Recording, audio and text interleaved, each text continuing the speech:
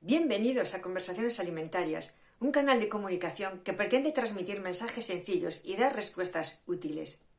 Trataremos temas que rodean a los alimentos: producción, transformación, compra inteligente de los mismos, mitos y verdades, etiquetado, publicidad y también gestión de empresa alimentaria.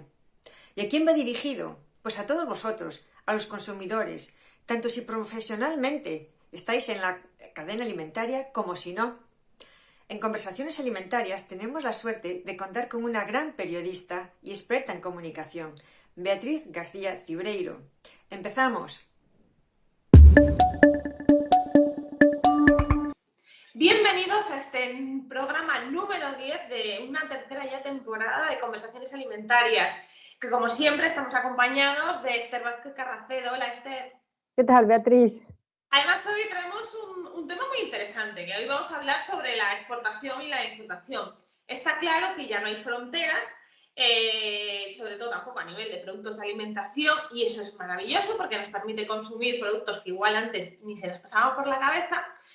Y también nos permite exportar, pero los consumidores se genera siempre cierta desconfianza pues, por los productos de fuera, qué se usa, qué no se usa, qué controles pasan, qué no.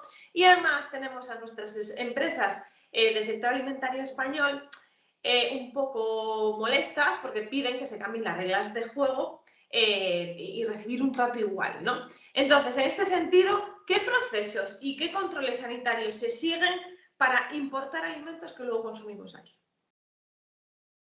Respecto a la importación de alimentos, como has lanzado dos preocupaciones, la de los consumidores y la de la empresa alimentaria, hay que pensar que cuando recibimos alimentos de países comunitarios no debiera de generarnos desconfianza porque las reglas del juego son las mismas, ¿vale?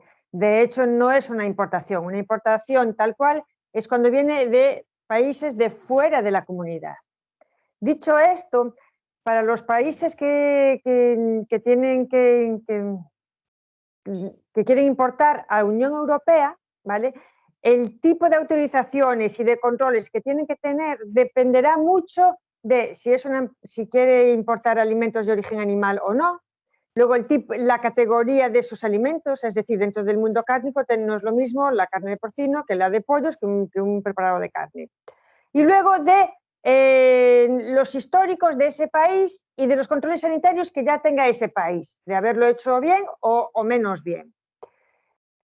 Por ejemplo, importar productos de origen animal, para esas empresas tienen que estar previamente autorizadas por la Unión Europea y estar en un listado de terceros países autorizados a importar a la Unión Europea un tipo de producto determinado. Sin embargo, si eres un importador que quiere traer a la Unión Europea productos de origen vegetal, los controles y las exigencias son mucho más laxas, es mucho más ligero. Y si es al revés, si soy una empresa gallega española y quiero llevar mis productos alimentarios a otras partes del mundo, ¿qué se me exige? Pues un poco lo mismo que decíamos. Si quieres exportar a un país comunitario, ¿vale?, los controles no tienen nada fuera de lo normal a lo que ya estamos haciendo aquí, ¿vale? Pero si quieres exportar, que realmente es exportar, es cuando vas a países que están fuera de la comunidad.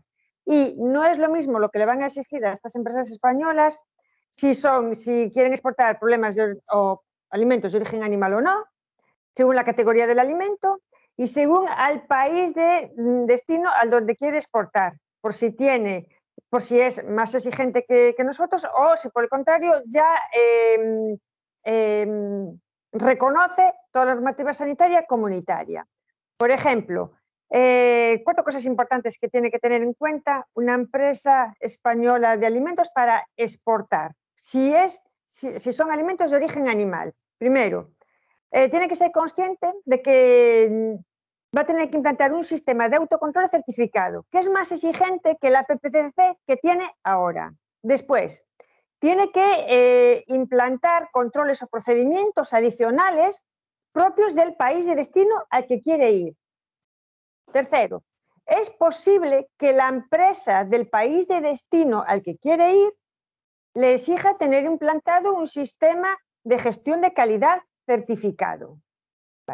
Y por otro lado, tiene que adaptar el etiquetado de ese otro país de destino y el idioma, que es una cosa que también tiene que hacer aun cuando vende a países comunitarios. Como mínimo tiene que adaptar el idioma del etiquetado, lógicamente. Bueno, me estás contando esto y yo estoy diciendo, uff, esto es, o sea, parece complicadísimo, ¿no? Llegar a todos estos puntos y estar pendiente de absolutamente todo. ¿Puede ser que esta sea una de las razones por las que no haya más empresas gallegas que se decidan a exportar? Porque es que yo estaba viendo la lista de requisitos y digo, uff, menuda locura, además con otros idiomas, con otras personas, otros países, otras formas de hacer negocio, otras formas de consumir. Vale, es cierto que hay mayor o peor o menor complejidad según sean alimentos de origen animal o no, pero muchas veces ese miedo es por desconocimiento. Pero si vas acompañado de buenos profesionales, ¿vale? Que te ayuden a poner en orden la empresa para los requisitos que te piden, y luego los otros profesionales que se dedican a ayudarte a exportar, el camino se allana mucho. Y a la hora de elaborar productos de alimentación, sabemos que no en todos los países están permitidos los mismos productos, ¿no? Pues me refiero a conservadores, a productos químicos, a fertilizantes, fungicidas, etcétera, etcétera. ¿Por qué pasa esto? Para explicar esto, nos tenemos que ir a los acuerdos de comercio que se establecen entre la Unión Europea y los terceros países. Vale, porque existe un principio de flexibilidad y debido a eso pasan estas cosas. ¿Qué está pasando? Justo ahora, este año, muy recientemente, Francia ha cogido la presidencia de la Unión Europea y Francia va a pedir, y le apoyan muchos países, que todos los productos que se importen en la Unión Europea tengan las mismas, cumplan con los requisitos sanitarios de la Unión Europea en los futuros acuerdos comerciales. Interesante, interesante, porque al final, claro, esto es una de las... Decir, uy, ¿por qué hay tanta diferencia, ¿no? Entre algo que aquí es peligrosísimo consumir y en otros países, por ejemplo, lo usan de forma habitual. Entonces, es cierto pues, que las empresas pueden tener sus equivocaciones, o sea, sus ideas hechas y los consumidores también. Y luego, siguiendo en esta misma línea, ¿qué significa que un producto ponga en el envase, ¿no? Que está elaborado en España, pero que es de origen extranjero?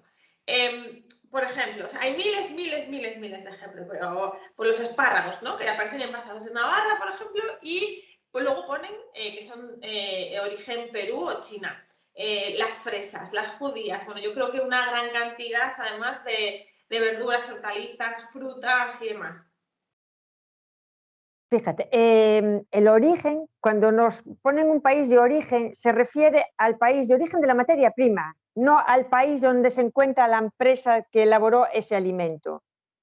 Y esto de indicarnos el país de origen solo se indica en algunos alimentos y en alimentos simples. Un ejemplo es el que me acabas de decir tú, espárragos, fresas, que solo tienen un ingrediente. Y se ve muy claro, el país de origen de los espárragos es Perú. Pero luego, en el resto del etiquetado, vamos a leer una dirección postal que corresponde a una dirección española que es de la empresa que lo ha fabricado, que lo comercializa.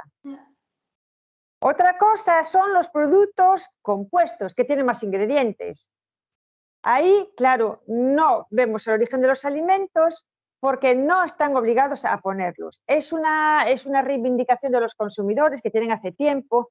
Ya la Unión Europea lo estudió, pero aún así no se llegó a legislar porque hacer eso supondría unos costes adicionales para la empresa alimentaria muy altos y además han visto que la voluntad de los consumidores para pagar más por tener ese dato es muy limitada al final.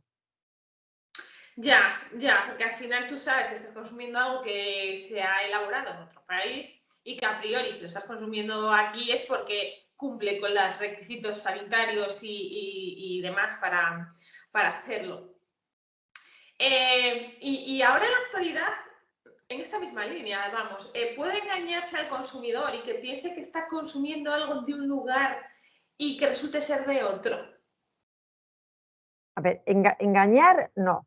En todo caso, no se da la información.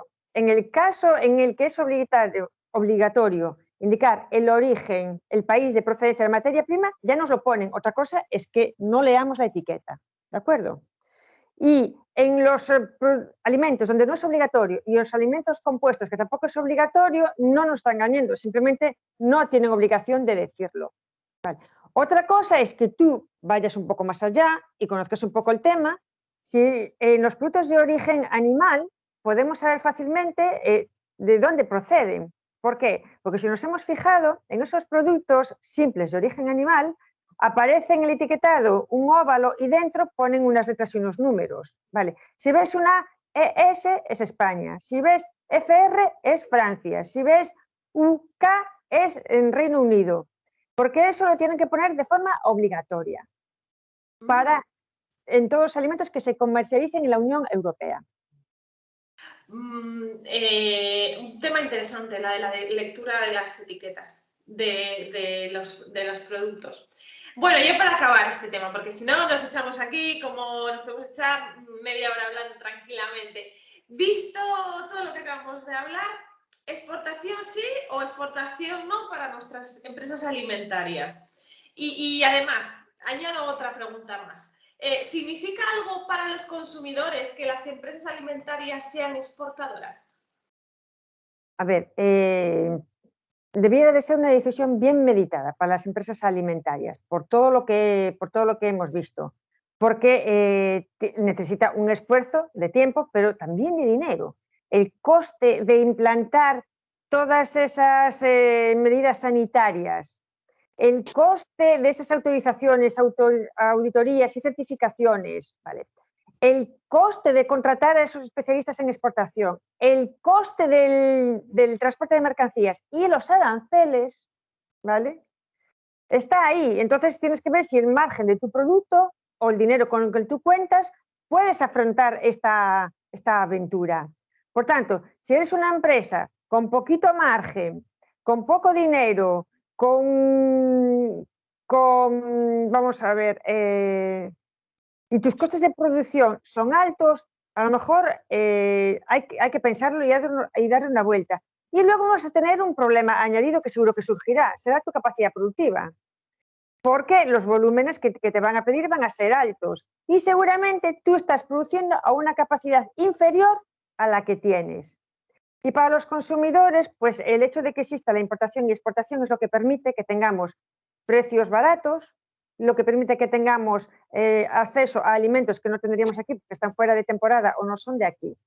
Vale. Y luego nos dicen de las empresas que exportan, pues nos dicen que pues sí que están teniendo unos mayores controles sanitarios que los que tiene una empresa que no exporta. Pues interesante punto y final para este programa ya número 10. Así que, Esther, muchísimas gracias y nos vemos en el próximo Conversaciones Alimentarias.